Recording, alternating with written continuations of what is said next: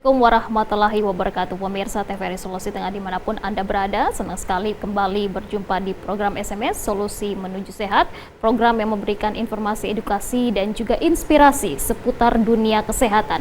Dan bersama saya pemirsa, Krisna Detokau, selama 1 jam ke depan, seperti biasa kita akan bersama menyimak satu topik pembahasan yang cukup menarik, yaitu kali ini mengenai cegah stunting melalui optimalisasi breastfeeding, self-efficacy.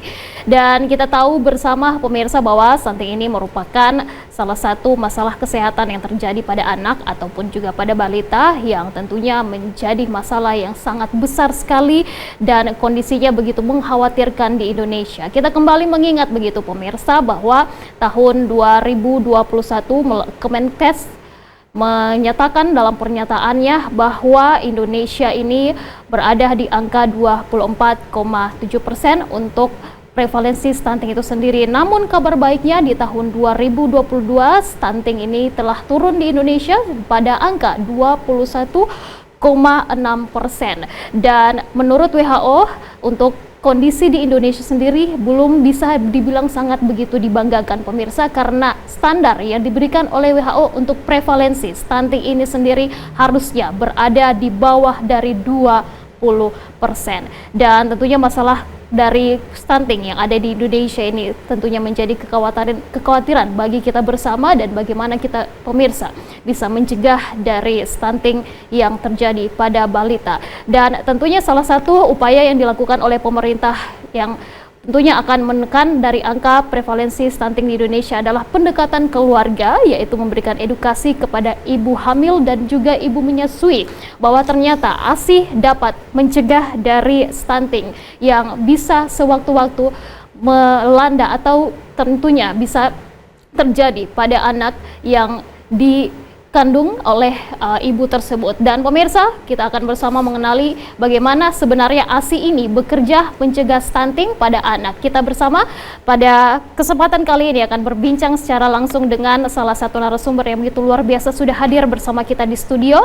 Kita sapa dulu pemirsa, ada Ibu Sumiati SST, Master of Public Health, yaitu saat ini sedang bertugas sebagai dosen Poltekkes Kemenkes Palu. Ibu Sumiati, terima kasih sudah hadir di studio bersama kami di program SMS tentunya. Dan pemirsa, seperti biasa di tengah obrolan kami akan memberikan kesempatan untuk pemirsa yang ingin bertanya secara langsung mengenai topik pembahasan yang kami bahas pada kali ini, tentunya bersama dengan Ibu Sumiati, yang langsung saja pemirsa kita akan bertanya bersama di program SMS atau Solusi Menuju Sehat. Ibu Sumiati, melihat kondisi yang begitu mengkhawatirkan, yaitu stunting yang terjadi pada anak, ini memang salah satu masalah kesehatan yang tentunya harus memberikan perhatian penuh. Kita sebagai masyarakat awam, tentunya juga Ibu Sumiati sebagai tenaga kesehatan dan juga pemerintah serta stakeholder terkait tentunya berupaya semaksimal mungkin untuk mencegah atau menekan dari stunting ini sendiri. Apa kekhawatiran dari Ibu Sumiati mengenai stunting yang terjadi pada anak balita ini? Ya. Kekhawatirannya adalah kita kembali ke pengertian stunting dulu ya. Iya. Stunting itu adalah kondisi gagal tumbuh yang diakibatkan karena kekurangan gizi kronis. Iya. Dan juga akibat kurangnya stimulasi dari sisi psikososial kepada anak, dan akibat yang terjadi adalah terjadi infeksi yang berulang-ulang yang efeknya adalah kepada kecerdasan. Makanya kenapa kemudian pemerintah khawatir ketika banyak anak-anak stunting, karena masa depan Indonesia itu tergantung pada generasinya. Jadi kalau banyak yang stunting, banyak yang tidak cerdas. Jadi karena stunting itu dia lebih mempengaruhi pada sisi otak, pertumbuhan otak. Seperti itu. Jadi secara keseluruhan bahwa memang stunting ini mempengaruhi perkembangan anak, yang terbesar adalah otaknya. Iya, otak. Dari sisi kecerdasannya. Sisi kecerdasannya. Betul. Baik. Dan pastinya akan mempengaruhi begitu Ibu Sumiati. Iya, karena tidak semua orang pendek itu stunting. Gitu. Jadi kita bilang orang stunting itu apabila dia pendek dan tidak cerdas. Iya. Gitu. Seperti itu. Dan memang banyak kasus begitu ya, Ibu Sumiati. Banyak yang bertanya, saya punya keturunan genetiknya adalah bertubuh pendek, seperti itu. Tapi bagaimana saya bisa mengetahui bahwa anak saya ini adalah stunting, seperti itu.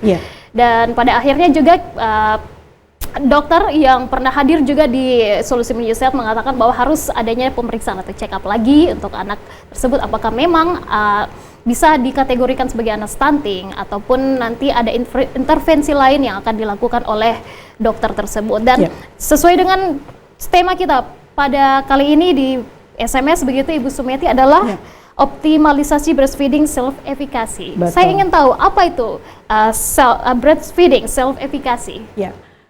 Breastfeeding self-efficacy atau biasa kita singkat dengan BSE.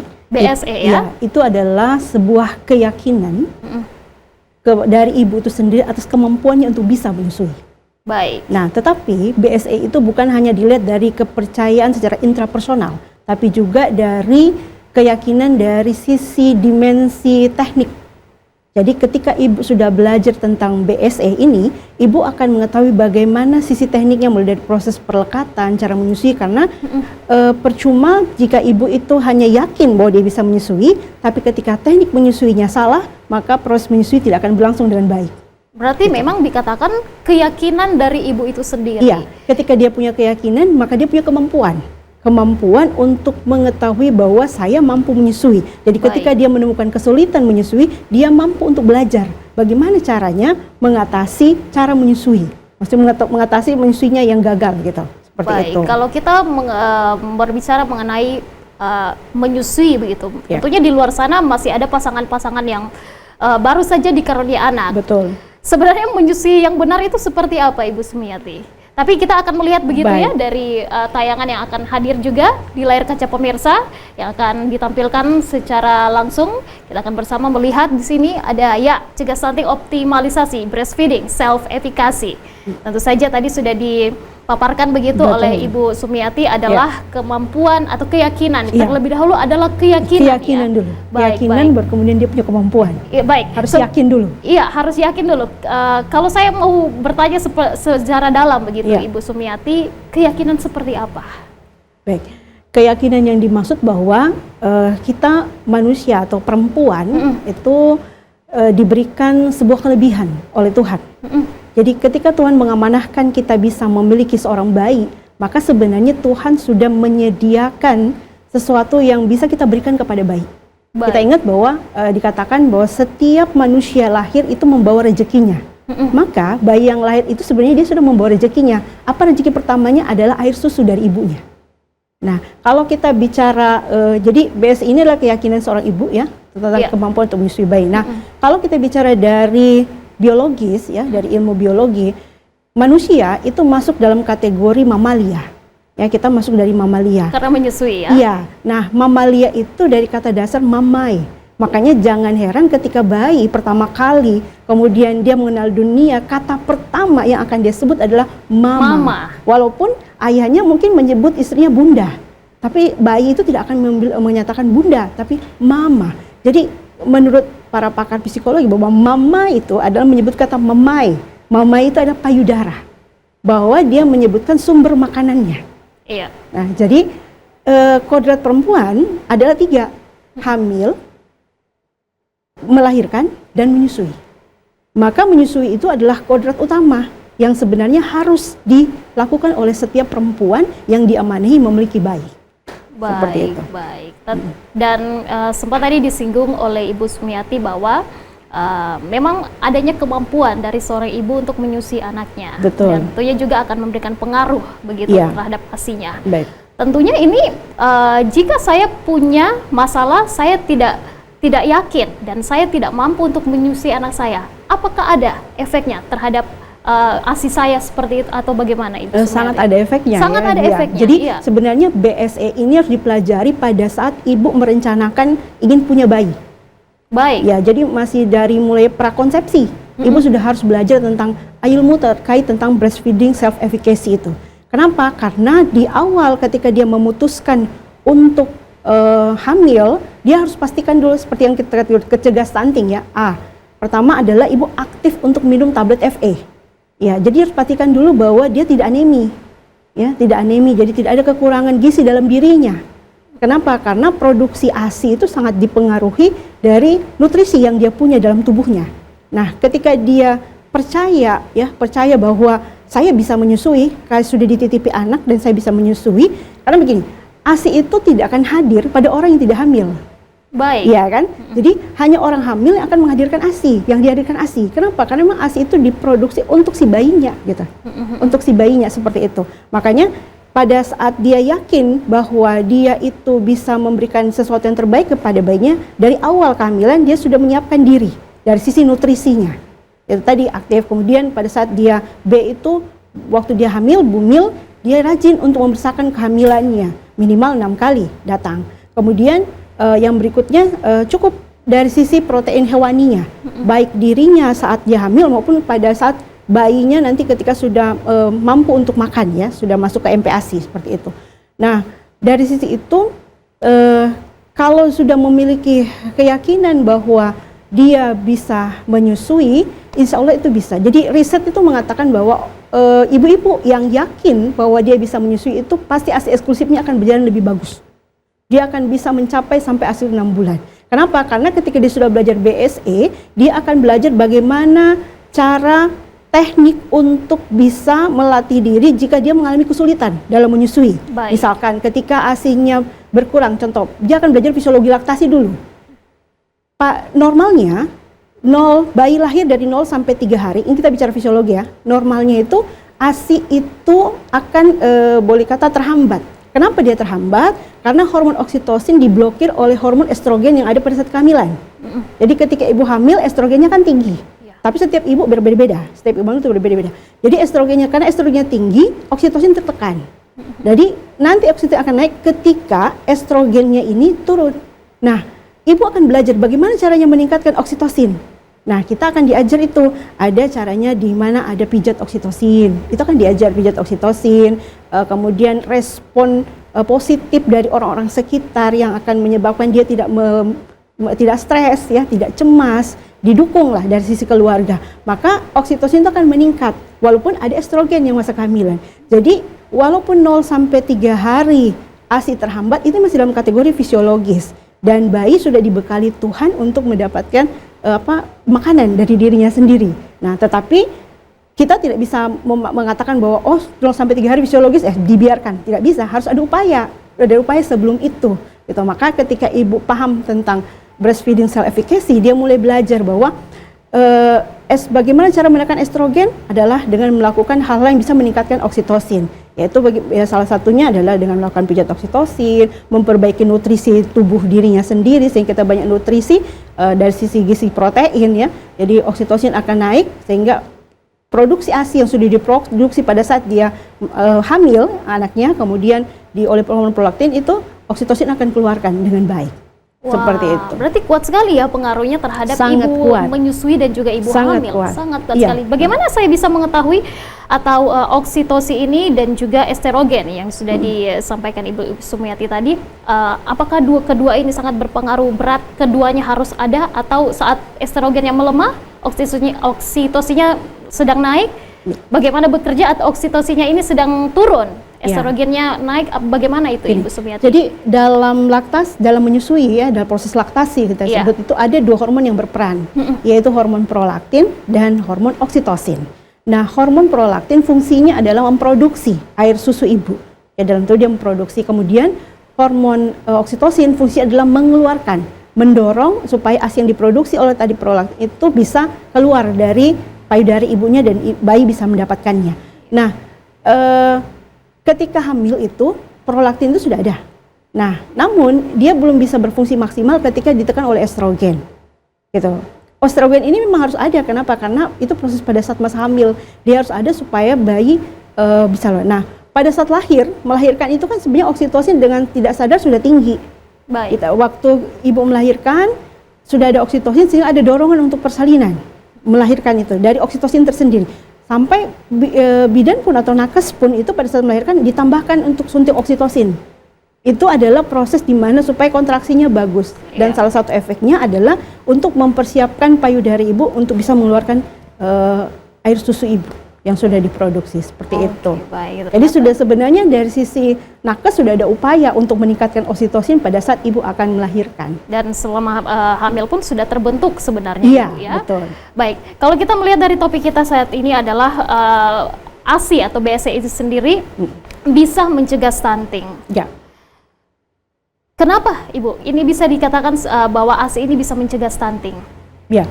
Gini. Saya melihat, mohon maaf, saya melihat atau saya mendapatkan pengetahuan yang pernah saya baca begitu Ya. di sebuah artikel bahwa yang terbesar adalah seorang anak yang dalam kandungan harus mendapatkan gizi sebaik mungkin. Ternyata ASI ini juga ada pengaruhnya untuk mencegah stunting selain dari gizi itu. Kenapa disebut ASI ini bisa mencegah stunting, Ibu Ya, Sumiati? Jadi begini, kita kembali lagi tadi mamalia, bicara mamalia yang mempunyai mamai ya. Jadi manusia itu adalah grup mamalia yang dia memang memproduksi, setiap mamalia itu disebut spesies spesifik. Jadi dia menghasilkan air susu yang berbeda dengan mamalia. Jadi sapi itu mamalia juga. Dia menghasilkan susu yang dibuat untuk apa? Khusus bayi sapi, bukan untuk bayi manusia. Manusia menghasilkan susu untuk siapa? Bayi manusia, gitu. Nah, jadi ketika ASI ini, air susu ibu ini, memang diproduksi, ya jadi gini, ketika bayi itu di dalam kandungan ibu, dia akan dilindungi oleh namanya plasenta. Jadi plasenta itu barir, jadi ketika ibu sakit, tidak serta-merta bayi dalam sakit. Kenapa? Karena ada plasentanya. Tapi ketika bayi itu lahir di dunia, maka yang membentengi dia adalah air susu. Jadi air susu ibu. Makanya bayi itu akan menangis, awal itu akan berteriak menyatakan bahwa saya kehilangan pelindung. Kalau dihamil dia, kalau dalam kandungan ibunya yang lindungi adalah plasenta. Iya. Ketika dia lahir yang dilindungi adalah air susu ibunya. Makanya ada inisiasi menyusu dini.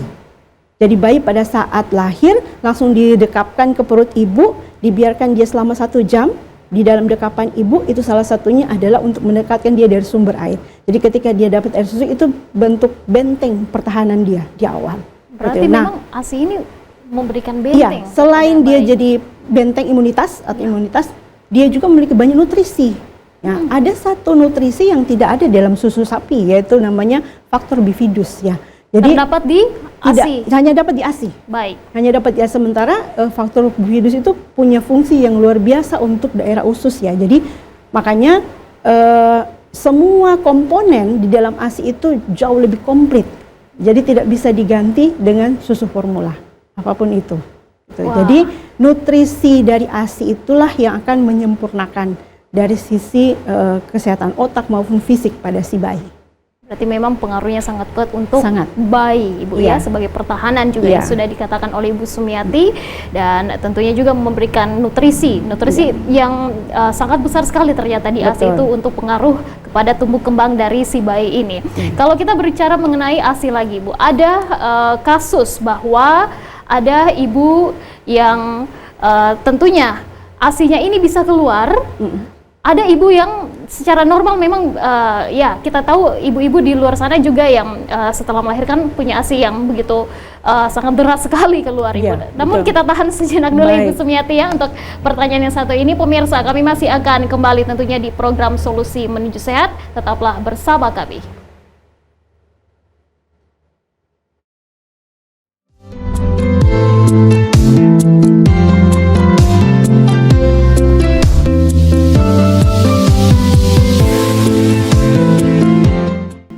Ya, pemirsa, Anda kembali menyaksikan Solusi Menuju Sehat atau program SMS, dan tentunya kali ini masih dalam topik yang sama, yaitu cegah stunting melalui optimalisasi breastfeeding self-efficacy, dan juga tentunya masih bersama narasumber Ibu Sumiati SST, Master of Public Health. Ya, Ibu, tentunya tadi satu yang saya tanyakan adalah masalah yang dialami oleh ibu menyusui atau ibu normal pada lainnya adalah saat anaknya sudah dilahirkan begitu. Pada normalnya adalah ASI-nya pun terbentuk juga, sudah siap.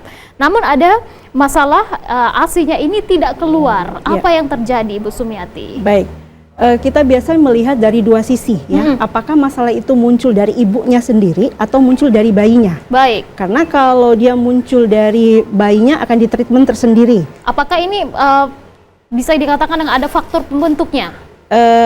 Ada. Kalau untuk yang masalah yang terjadi ya. Baik. Kalau ibu tadi yang sudah saya cerita di awal bahwa masalah sama ibu itu adalah ketika ASInya tidak keluar berarti berhubungan dengan hormon oksitosin.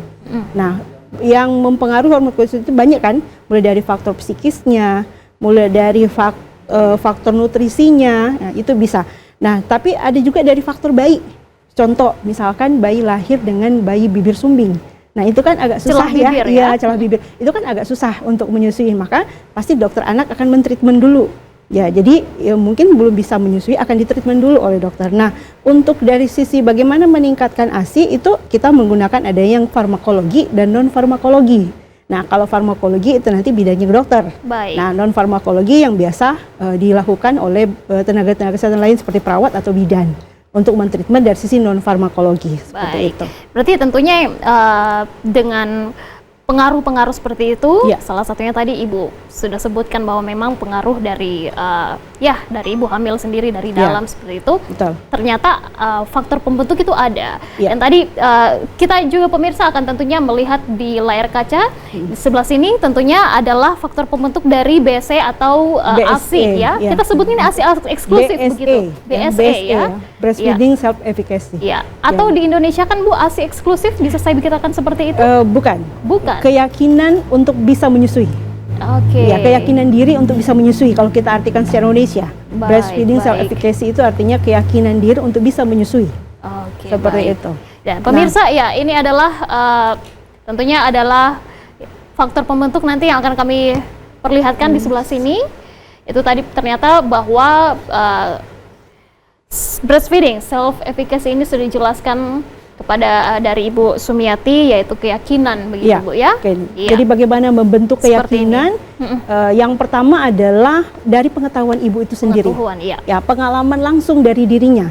Pengalaman langsung artinya dia sudah pernah menyusui bayinya. Pengalaman itu bisa membuat pengetahuannya bagus gitu. Mungkin kemudian ini bisa juga slide selanjutnya mungkin ya adalah faktor pembentuk. Yang selanjutnya adalah dia mengetahui dari pengalaman orang di sekitarnya. Keluarganya, saudaranya yang menyusui, dia akan melihat bagaimana saudaranya menyusui, bagaimana kemudian saudaranya bisa mengatasi masalah ketika dia mengalami masalah pada menyusui. Itu pengalaman secara tidak langsung. Yang pertama adalah pengalaman langsung dia. Baik. Yang kedua adalah kalau yang belum pernah menyusui, berarti dia dapat dari pengalaman secara tidak langsung dari keluarga sekitarnya. Nah, kemudian setelah itu adalah faktor dari sisi pendukung keluarga. Harus ada dukungan keluarga karena sangat tidak memungkin. Jadi begini, anak bayi itu lahir itu kan atas kerjasama bapak dan ibunya. Jadi bukannya tanggung jawab ibu dong, harus bapak juga. Maka dukungan suami itu penting, dukungan keluarga di sekitar juga sangat penting. Nah, karena kembali lagi tadi faktor pencetus, apabila ibu stres akan diblokir oksitosinnya. Kalau oksitosin terblokir tidak bisa ASI keluar. Nah, kemudian yang berikutnya yang masih berada di faktor pembentuk dari BSE ini sendiri atau breastfeeding self efficacy ya. Bisa slide selanjutnya atau slide sebelumnya ya. Tentu saja. Kemudian tadi yang terakhir adalah respon respon psikologis ya, yaitu dari rasa stres, kecemasan, itu membentuk breastfeeding self efficacy, keyakinannya. Jadi dia bisa yakin bisa menyusui harus ada 4 hal tadi. Yang pertama dia punya pengalaman langsung. Kalaupun dia tidak punya pengalaman langsung, dia punya mendapatkan pengetahuan dari orang yang memberikan pengetahuan tentang menyusui. Seperti ini ya. Kemudian dia mendapatkan pengalaman lewat orang lain. Ya. Kemudian setelah itu dia mendapatkan dukungan dari keluarganya. Dan yang kedua adalah dia terhindar dari kelelahan, kemudian terhindar dari stres dan kecemasan. Jadi oksitosin itu tidak hanya terblokir hanya karena stres, kelelahan juga bisa. Nah, seperti yang kita pahami ya, ibu yang menyusui itu dia harus bangun tengah malam untuk menyusui bayi. Bayangkan kalau tidak ada dukungan keluarga, kan dia lelah sendiri akhirnya ya. Pas dia mau tidur, kalau bayi tidur dia mau tidur, ternyata dia harus mencuci pakaian, dia harus memasak. Nah, itu kan akan timbul kelelahan. Ketika dia lelah, maka dampaknya oksitosin akan terblokir. Ketika terblokir tidak bisa keluar, akhirnya ada payudaranya bengkak, karena Baik. ASI-nya tidak bisa keluar, seperti itu. Berarti itu salah satu faktor yang membuat ASI itu tidak keluar, Iya, Ibu ya. kalau Kalau itu muncul masalah. baik, kalau mungkin pemirsa di rumah, baik pemirsa seperti biasa kami membuka line telepon di 0451452414 atau di 0817452414, tentu saja mengenai topik kita yaitu adalah cegah stunting melalui optimalisasi breastfeeding self efficacy atau ASI bagi bayi atau untuk anak, yaitu untuk mencegah stunting yang sudah dijelaskan oleh Ibu Sumiati tadi. Dan pemirsa silakan berkonsultasi langsung bersama kami di studio. Tentu saja kami akan menjawab setiap apa yang menjadi permasalahan dari pemirsa seputar dengan topik yang kami angkat pada SMS kali ini. Dan kami tentunya masih menunggu pemirsa untuk bergabung bersama kami. Baik, Ibu Sumiati. Ya. Saya ingin ke masalah yang cukup serius, yaitu tidak keluarnya ASI ini. ASI, Mungkin ya. memang pemirsa juga ingin bertanya seperti itu di rumah. Salah satunya adalah faktor dari keluarga. Ya. Mungkin saja pemirsa di rumah menyaksikan di sini adalah keluarga yang masih muda atau Ya. ya baru pertama kali dikaruniakan seorang anak. Ya. Sebagai suami, salah satunya selain saya membantu istri saya untuk bisa ya meningkatkan oksitosin ya seperti itu, dan juga tentunya juga mempengaruhi psikologi dari istri saya sendiri. Iya. Sebagai suami, apalagi faktor pendukung yang penting untuk istrinya selama dia hamil kemudian dia melahirkan hingga dia bisa menyusui dengan baik Iya. anaknya. Pemenuhan nutrisi. Iya. Ya, bagaimana suami bisa menjamin bahwa istrinya itu bisa makan dengan makanan yang bernutrisi. Itu satu ya. Jadi kalau cuma sekedar mendukung bahwa ya saya dukung diantar ke, tapi kalau tidak dipenuhi nutrisinya akan tidak mungkin ibu bisa memberikan ASI dengan baik kepada bayinya, bisa untuk ASI eksklusif ya, seperti itu. Nah kemudian selain pemenuhan nutrisi, suami juga bisa mendukung, memberikan keyakinan kepada istrinya bahwa kita berjuang bersama, bahwa anak ini hadir atas kerjasama kita berdua, sehingga istri harus punya sebuah keyakinan bahwa dia tidak sendiri untuk membesarkan anaknya, dia tidak sendiri untuk memberikan yang terbaik kepada anaknya, karena suaminya ada mendukung, seperti itu. Baik ya, tentunya istrinya merasa tidak sendirian, Iya, gitu ya, dia tidak tidak lonely, sendirian. begitu. Betul. Dan pemirsa silakan, sudah ada penelpon yang bergabung bersama kita kali ini? Ya, kita sapa, boleh. Belum ada yang bergabung bersama dengan kita, kami masih menunggu pemirsa tentunya di SMS atau solusi menuju sehat kali ini, dan seputar mengenai cegah stunting, yaitu optimalisasi breastfeeding self efficacy. Dan Ibu Sumiati, tentu saja suami memang sangat-sangat berpengaruh besar terhadap seorang ibu. Iya, betul. Juga nanti ibu kepada anaknya. Betul. Seperti itu. Tentunya salah satu masalah yang cukup serius juga dialami oleh ibu hamil dan juga ibu menyusui adalah stres, tentunya. Betul. Ini sangat berpengaruh tentunya bagaimana ASI-nya juga terhadap ASI itu sendiri. Jika Ibu Sumiati selama ini melihat atau menilai stres terbesar yang dialami oleh ibu menyusui dan juga ibu hamil, itu stresnya seperti apa, Ibu?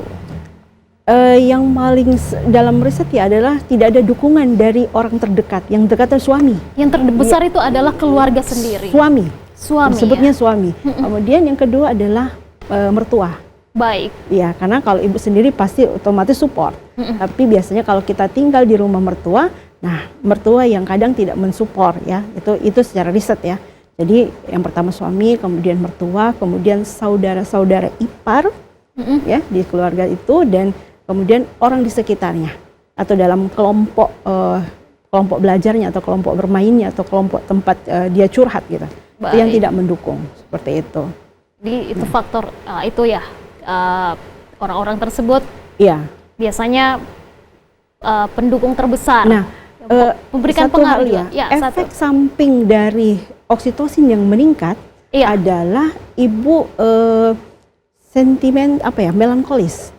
Artinya kalau kita bilang itu bahasanya terlalu lebay ya gitu. Jadi dalam hal apa ini Bu dalam Sumiati? hal itu dia ingin diperhatikan, dia ingin dikatakan cantik. Nah, biasanya yang keliru dari kita adalah ketika ada orang yang habis melahirkan, kita datang, kita tanya bayinya, bagaimana bayinya? Kita lupa tanya bagaimana ibunya. Dan ibunya. Iya, padahal yang harus kita sapa pertama kali adalah ibunya. Dan menyatakan luar biasa, kau hebat. sudah melahirkan bayi yang cantik, sudah Baik. melahirkan bayi yang ganteng. Berarti ada kata-kata positif ya? Harus ada kata-kata positif Baik. untuk ibunya, dan dialah yang orang pertama yang harus diberikan kata-kata itu. Bukan kita datang mencari mana bayinya gitu, bukan seperti itu. Nah, tapi adalah mana ibunya yang sudah luar biasa. Itu adalah bentuk kata yang bisa membuat dia merasa bahwa dia tidak sendiri, bahwa saya ternyata wanita hebat.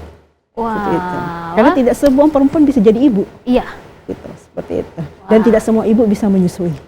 Baik. Berarti memang kata-kata positif, hal yang positif, Iya. lingkungan yang positif, Betul. itu sangat berpengaruh besar Sangat. kepada ibu menyusui dan Betul. juga ibu yang sedang mengandung. Iya. Seperti itu bagi pemirsa, tentunya pemirsa bisa mengaplikasikan salah satunya, yaitu mendukung kepada ibu hamil atau ibu menyusui, atau Anda sendiri adalah suami dan Anda juga adalah keluarga yang saat ini sedang memiliki keluarga yang sedang mengandung begitu dan juga menyusui. Silahkan memberikan gitu ya Bu ya, kata-kata positif bagi anak atau bagi sanak saudara yang saat ini sedang dalam proses mengandung ataupun dalam proses menyusui, karena memang pengaruhnya begitu besar sekali. Betul. Untuk ibu tersebut. Ya, silakan pemirsa, kami masih menunggu pemirsa yang ingin bergabung bersama kami di 0451 452 414 atau di 0 baik satu line telepon saja pemirsa, 0451 452 414. Silakan pemirsa, kami nantikan Anda untuk berkonsultasi secara langsung mengenai topik pembahasan kita pada SMS kali ini. Dan Ibu Sumiati, misalnya Ibu Sumiati tadi sudah menyinggung begitu bahwa ada prahamil. Ya, prakonsepsi. Ya, prakonsepsi betul. ya. Betul. Saya sudah memberikan atau ibu tersebut sudah memberikan planning kepada dirinya sendiri atau prepare kepada dirinya sendiri, saya ingin menyusui anak saya dengan sedemikian rupa. Edukasi, di mana edukasi ini saya bisa dapatkan, Ibu Sumiati? Ya, prakonsepsi itu di beberapa daerah itu sudah masuk di ranah kantor urusan agama. Jadi ketika kita mendaftarkan pernikahan, maka di situ sudah ada layanan konseling untuk prakonsepsi. Baik. Dan yang memberikan konseling itu adalah kader yang sudah dilatih atau mitra bidan atau bidan itu sendiri. Nah, Oke. tapi itu sudah beberapa daerah yang saya perhatikan dulu, Kabupaten Banggai. Itu daerah Luk itu sudah menyiapkan namanya Posyandu Prakonsepsi. Nah, mereka sudah membuat setiap bulan itu ada sebuah posyandu, di situ ada memberikan layanan terkait bagaimana orang yang akan menikah untuk mentreatment dirinya siap untuk hamil. Nah, situ di posyandu prakonsepsi. Oke, berarti sudah disediakan di situ ada ya tenaga kesehatan. Sudah ada tenaga kesehatan untuk kepada memberikan konseling, untuk memberikan pertama pemberian vitamin FE ya, untuk jangan sampai ibu pada saat dia hamil dia anemi. Gitu. Nah, kalau dia anemi, nutrisi yang dia punya tidak bisa langsung menuju ke bayi karena terhambat, karena transport hemoglobin itu kan adalah transport oksigen, transport yang membawa nutrisi ke bayi. Nah, kalau dia tidak ada, maka secara otomatis bayi tidak akan dapat nutrisi dari ibu. Gitu. Maka dipastikan bahwa dalam proses pembentukan konsepsi, si perempuan tadi, si ibu yang akan mau hamil itu tidak anemi. Gitu. Baik. Dan Ibu Sumiati, tentunya saya sudah menerima edukasi seperti itu. Dan kemudian mengandung dan melahirkan seorang anak. Betul. Dan akhirnya secara normal ASI saya keluar. Baik. Bagaimana cara menyusui yang baik sebenarnya? Cara menyusui yang baik itu ada dua ya. Dari sisi perlekatan menyusui, dan dari posisi menyusuinya, gitu ya. Jadi kalau kita sih dari perlekatan bahwa bayi disusui dengan mulut ya, mendekati dekat dengan areola ibunya. Payudara ya? Ya, ada yang warna hitam tuh, yang berwarna gelap, tidak hitam ya, karena ada yang coklat, ada yang pink, tergantung warna kulit. Jadi yang gelap ya, daerah gelap, daerah payudara itu yang kita sebut areola. Nah, bayi mulutnya harus masuk penuh di situ, ya. Kemudian kenapa? Karena di bawah daerah yang gelap itu, areola itu terdapat yang namanya kita sebut ampula atau gudangnya ASI. Ampula, bagaimana maksudnya ASI. itu? Jadi ketika bayi menyusui, kalau dia hanya ada di sekitar puting, nah puting itu kan banyak sel saraf ya, akibatnya nanti putingnya lecet. Kalau sudah lecet, ibu pasti akan enggan untuk menyusui, karena luar biasa sakitnya itu kalau sudah lecet ya. Jadi harusnya di area daerah gelap itulah mulut bayi ada di situ. Karena di bawah itu adalah tempat timbunan ASI. Jadi ASI yang keluar itu nunggunya di sini. Jadi ketika bayi menyusui, Ya. air susunya keluar. Berarti Tetapi gimana? kalau di puting itu tidak keluar. Oke. Karena tempat tempat ASI-nya ada di bawah areola itu. Baik. Bagaimana saya bisa membuat bayi saya ini bisa menyusui secara keseluruhan begitu di areola tadi Ibu Sumiati sebutkan, sementara bayi saya ini mulutnya kecil. Bagaimana itu caranya, Ibu Sumiati? Kalau ya itu tadi ya, itu masalah pada bayi ya. Iya. Nanti akan kita lihat lagi karena ada juga bayi prematur yang tidak bisa menyusui langsung ke ibunya. Jadi caranya adalah bayi diberikan ASI dengan menggunakan sendok atau dengan menggunakan ya ASI-nya diperas, diletakkan di cangkir. Kita biasanya pakai sendok atau langsung minum dengan. Karena bayi itu pintar sebenarnya. Ya, jadi dia pintar. Kalau pakai sendok, ada beberapa yang mengatakan bahwa dia cepat marah. Kenapa? Karena lambat. Gitu. Tapi kalau langsung diminum, cuma pada bayi-bayi kecil itu biasanya kita pakai sendok untuk mengatasi kalau dia misalkan terlalu mulutnya kecil. Itu biasa pada bayi prematur. Tidak bisa menyusui langsung ke payudara ibunya. Jadi ASI-nya diperas, kemudian diletakkan di cangkir dan kita memberikannya lewat sendok. Baik, Ya, baik. seperti itu. Ya, tentu saja tadi satu sudah Ibu Sumiati singgung begitu ya. Salah satunya itu mendekatkan bayi tersebut untuk menyusui Ke secara ibunya. payudara. Ada yang Dari keduanya. kelekatan. Dari sisi posisi ya. Posisi. Jadi posisinya itu adalah Iya. bisa duduk ya, bisa posisi duduk dalam keadaan ibu rileks di mana Yang duduknya ini siapa?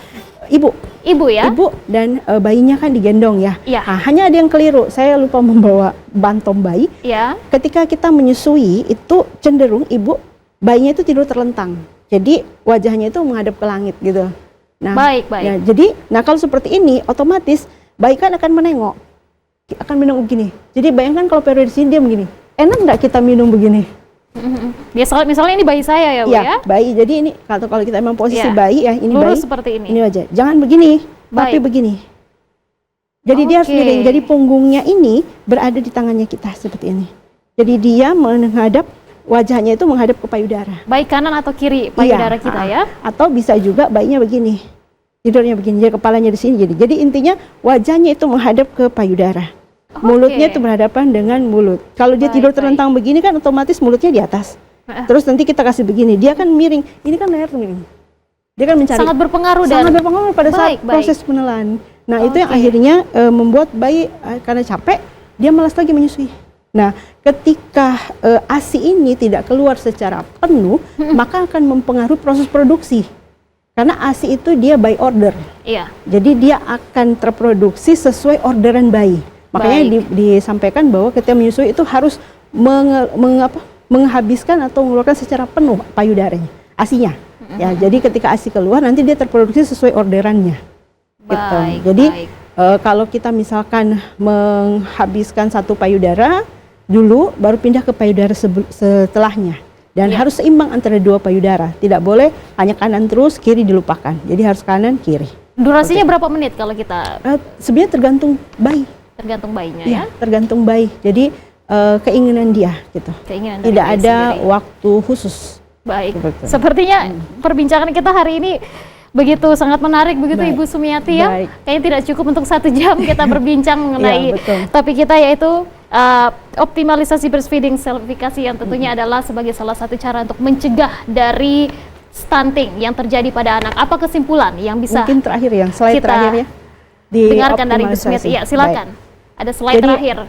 Di slide terakhir ya, kalau kita bicara terkait tentang optimalisasi Iya. breastfeeding self efficacy, Iya. maka ada 2 dimensi yang akan kita pelajari pada optimalisasi itu. Iya. Yang pertama dari sisi teknik, dimensi teknik dan sisi dimensi kepercayaan intrapersonal. Baik. Karena percuma ibu itu yakin secara intrapersonal, tapi kita lupa mengajarkan dia bagaimana tentang cara dia meyakinkan bahwa dia bisa mengatasi masalah ketika dia menyusui. Jadi ketika dia mengalami masalah saat menyusui, ibu itu tahu bagaimana caranya untuk mengatasi hal itu. Gitu. Baik, berarti Kemudian, artinya dimensi ya, teknik dan juga dimensi kepercayaan intrapersonal. intrapersonalnya. Tentunya pemirsa juga sudah di rumah dapat Ya.